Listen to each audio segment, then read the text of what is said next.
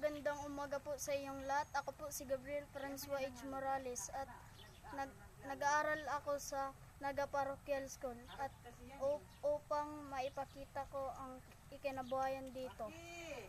At nandito ako sa Timbang Minalabak Marine Resort upang ipakita ko sa inyo ang malawak na palayan.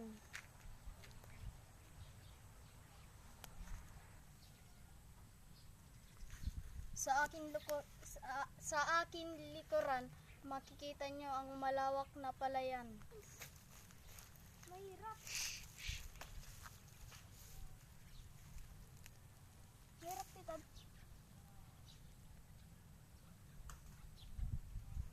Ano to?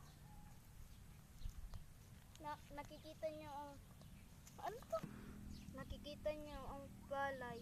Maliit pa. Kailangan nilang tubig para magtubo sila ng maganda.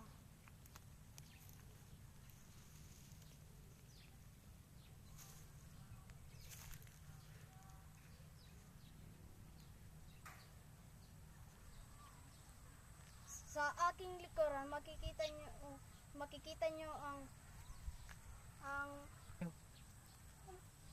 to? Makikita nyo ang makina. Ginagamit ito upang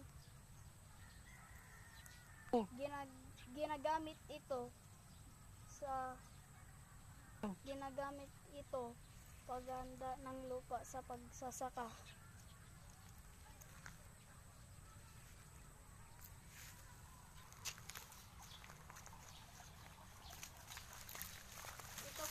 Ito po ang irigasyon. Dito kumukuha ng supply na tubig upang